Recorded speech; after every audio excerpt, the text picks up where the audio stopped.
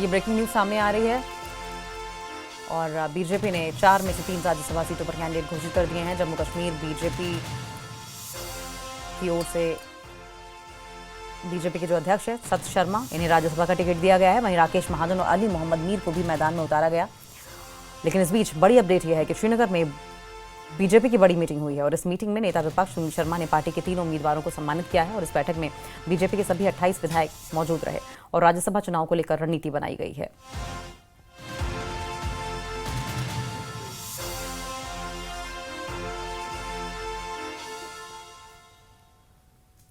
तो बड़ी खबर सामने आ रही है। बीजेपी ने 4 में से 3 राज्यसभा सीटों पर कैंडिडेट्स घोषित किए हैं। जम्मू कश्मीर बीजेपी अध्यक्ष सत शर्मा को राज्यसभा का टिकट दिया गया। वहीं राकेश महाजन और अली मोहम्मद मीर को भी मैदान में उतारा गया। लेकिन इस बीच बड़ी अपडेट यह है कि श्रीनगर में बीजेपी की बड़ी मीटिंग हुई है। इस मीटिंग में नेता विपक्ष सुनील शर्मा ने पार्टी के 3 उम्मीदवारों को सम्मानित किया और इस बैठक में बीजेपी के सभी 28 विधायक मौजूद रहे और राज्यसभा चुनाव को लेकर रणनीति बनाई गई। चलिए अब सीधा रुख कर लेते हैं हमारे सहयोगी श्रीनगर से सरोज कफील हमारे साथ जुड़ गए हैं। सरोज, सबसे पहली बात तो यह है कि न्यूज़ 18 की खबर पर मोहर लगी है। इन कैंडिडेट्स का नाम हमने पहले ही बता दिया था। दूसरी बात ये भी बताएं कि ये जो मीटिंग हुई है, क्या कुछ इसका एजेंडा रहा है, क्या कुछ हुआ?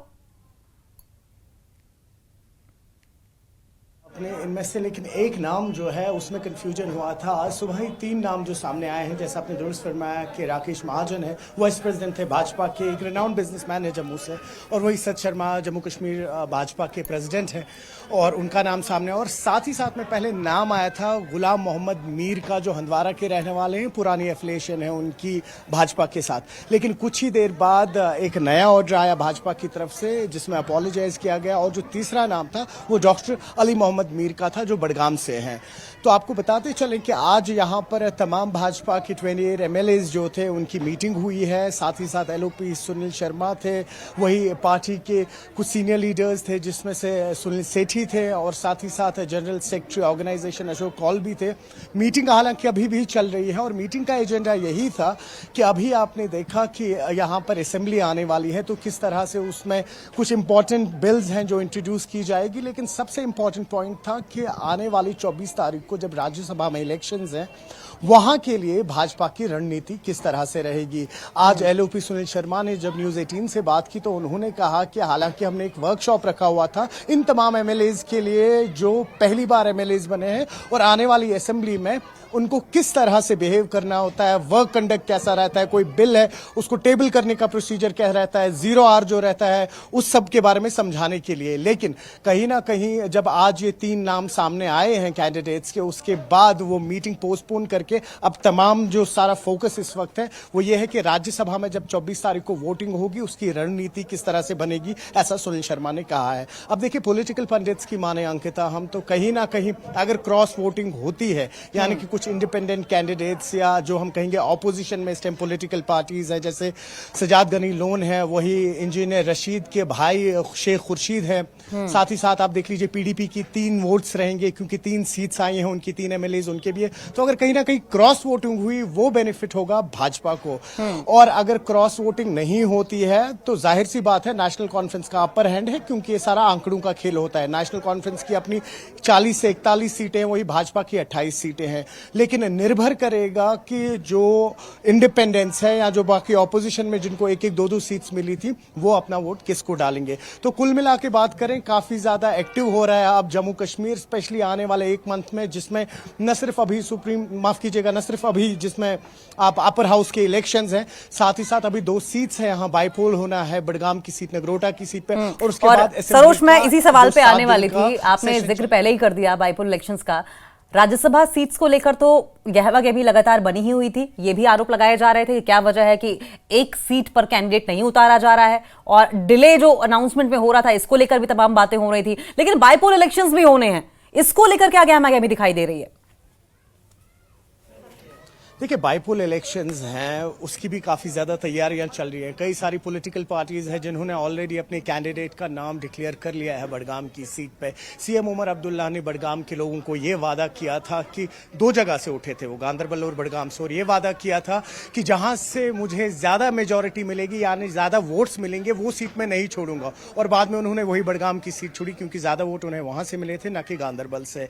लेकिन कहीं ना कहीं इस वक्त मुकाबला जो है स्पेशली बडगाम सीट पे काफ़ी ज़्यादा टफ होने वाला है, क्योंकि कई सारे कैंडिडेट्स जो है इस बार इस पॉलिटिकल फ्रेम में हिस्सा बनेंगे। कई सारे इंडिपेंडेंट्स हैं जिनका नाम अभी सामने आया भी नहीं है। तो नेशनल कॉन्फ्रेंस के लिए काफ़ी ज़्यादा चैलेंजिंग होगा, वो भी तब अगर जो उनके वहां पर आगा रूल्ला है, एमपी है, अगर उन्होंने डायरेक्ट सपोर्ट नहीं दिया नेशनल कॉन्फ्रेंस को, क्योंकि आप भी बखूबी जानते हैं इस वक्त आगा रूल्ला और नेशनल कॉन्फ्रेंस के बीच में एक दरार चल रही है।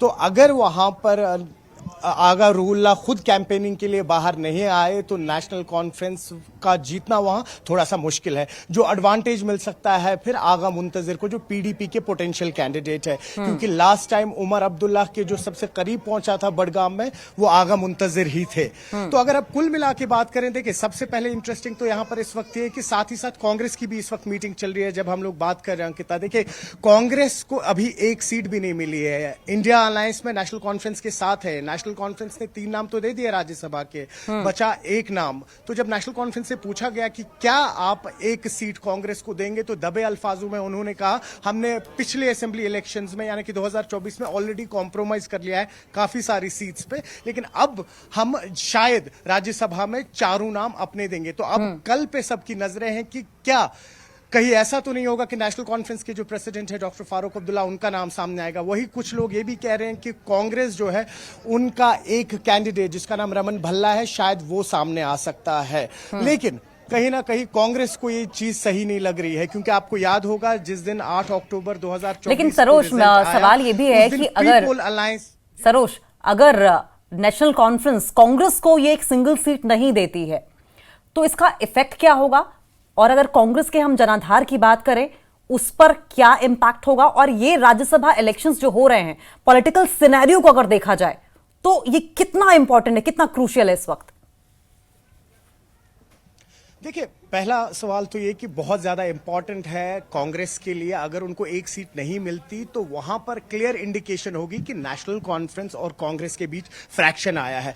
और ये रीजनल अलायंस नहीं है, ये नेशनल अलायंस है। इसमें कई सारी और पार्टियां हैं, जैसे तृणमूल कांग्रेस है, कई सारी और साउथ से जो जुड़ी हुई पार्टियां हैं। तो वो कहीं ना कहीं फ्रैक्शन जो है वो इंडिया अलायंस में आएगा, न सिर्फ नेशनल कॉन्फ्रेंस और कांग्रेस के बीच। वही आपका जो दूसरा सवाल है, देखिए राज्यसभा काफी ज्यादा इंपॉर्टेंट, क्योंकि 2021 से जम्मू कश्मीर की रिप्रेजेंटेशन नहीं थी राज्यसभा में, अपर हाउस में। आप देखें 2021 में लास्ट जो टेन्यूअर था तमाम एमपीज का वो खत्म हुआ था, जिसमें फॉर्मर गुलाम नबी आजाद भी थे। तब से लेके अभी तक करीबन 5 साल का वक्त हुआ जहां पर राज्यसभा में रिप्रेजेंटेशन नहीं थी जम्मू कश्मीर के लोगों की। और कहीं ना कहीं अब जब रिप्रेजेंटेशन मिलेगी तो यहाँ के कई सारे मुद्दे उठाए जाएंगे। अब इस सब में देखिए अंकिता, आखिर में यही कंक्लूड करके कहेंगे कि 4 सीट्स पे मुकाबला है राज्यसभा का, और कहीं ना कहीं जिस हिसाब से इस वक्त गणित और आंकड़े बन रहे हैं, इस सब पॉलिटिकल क्योस में या जो ये नेशनल कॉन्फ्रेंस और कांग्रेस की लड़ाई चल रही है, इसमें बेनिफिट भाजपा को होगा। और अगर भाजपा ने यहाँ 1 या 2 सीट भी निकाल लिए 4 में से, तो यहाँ पर भाजपा की फुल फ्लेज्ड एंट्री हो जाएगी पॉलिटिकल स्पेस में। बिल्कुल ठीक कह रहे हैं सरोज। हम